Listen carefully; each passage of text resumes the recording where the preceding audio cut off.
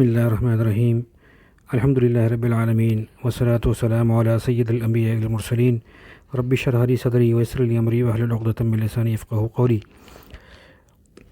آپ کا دوست محمد علی آپ سے مخاطب ہے۔ آج آپ کے لیے ایک اور انٹرسٹنگ ویڈیو لے کے حاضر ہوا ہوں۔ آج بات کریں گے ہم آسان اکاؤنٹ کے اوپر۔ آسان اکاؤنٹ اسٹیٹ بینک نے بھائی اس لیے شروع کیا ہے کہ جو افراد بینکنگ سیکٹر سے دور ہیں اور ان کے پاس کوئی باقاعدہ اچھی سورس آف انکم نہیں ہے جو شو نہیں کی جا سکتی، کوئی اپنی بڑی شاپ نہیں ہے یا کچھ ایسا معاملہ نہیں ہے جس کو وہ شو کر سکیں، تو ان لوگوں کے لیے یا عام خواتین ہیں ان کے لیے ایک بینک اکاؤنٹ جو ہے وہ آسان اکاؤنٹ کے نام سے شروع کیا ہے۔ اس میں کچھ کی فیچرز اس کے دیکھ لیتے ہیں۔ سب سے پہلے تو یہ دیکھتے ہیں کہ یہ کون اکاؤنٹ کھلوا سکتے ہیں۔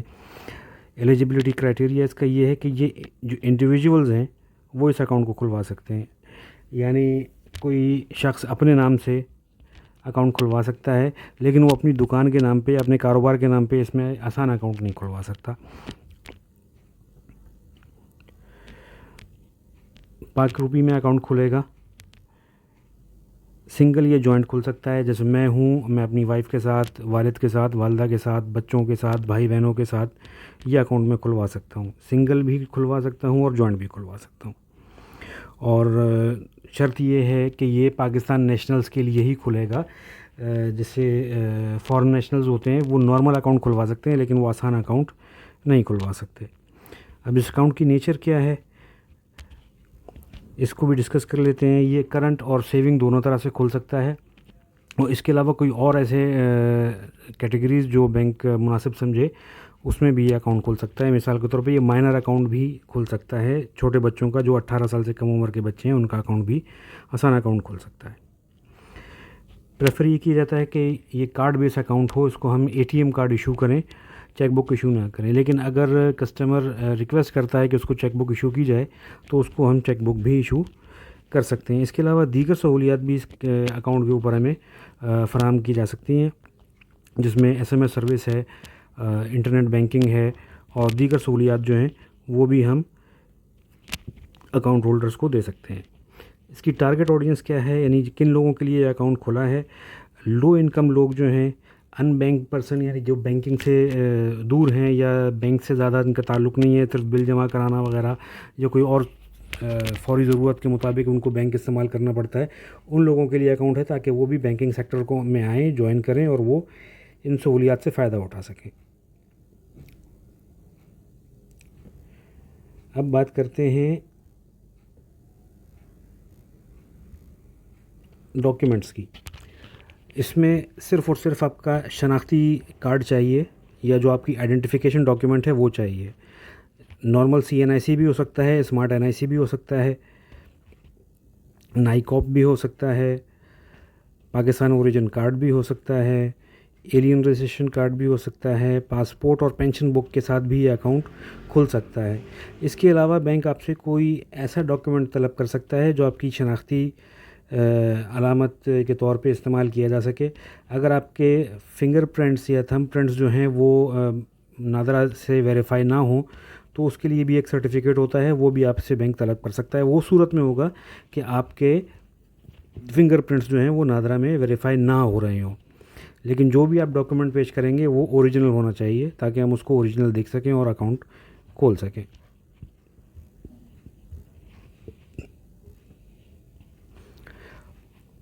ٹرانزیکشن لمٹ اور بیلنس لمٹ کیا ہے؟ یہ اکاؤنٹ صرف ₹100 سے کھولا جا سکتا ہے، کوئی اس میں زیادہ ضرورت نہیں ہے کہ آپ جو ہے ₹1000 یا $2000 سے اکاؤنٹ کھولیں۔ منیمم بیلنس کی بھی کوئی ریکوائرمنٹ نہیں ہے۔ اگر 1 مہینے کے دوران یا کسی بھی سال کے وقت میں درمیان آپ کا بیلنس 0 بھی ہو جاتا ہے تو بھی اس سے کوئی فرق نہیں پڑتا، کوئی اس میں کوئی ایکسٹرا چارجز نہیں ہے، منیمم بیلنس چارجز کوئی بھی نہیں ہے۔ البتہ میکسیمم لمٹ جو ہے ٹرانزیکشن لمٹ کہ آپ کتنا اس میں پیسہ جمع کرا سکتے ہیں اور کتنا پیسہ نکلوا سکتے ہیں، تو ڈیبٹ کریڈٹ دونوں کی جو ریکوائرمنٹ ہے وہ 1 ملین یعنی 10 لاکھ روپے ہے، یعنی 10 لاکھ روپے آپ اس کے اندر ڈیبٹ اور کریڈٹ دونوں ٹرانزیکشن کر سکتے ہیں۔ اس کے علاوہ اکاؤنٹ اوپننگ کے اور اکاؤنٹ کلوزنگ کے کوئی سروس چارجز نہیں ہیں۔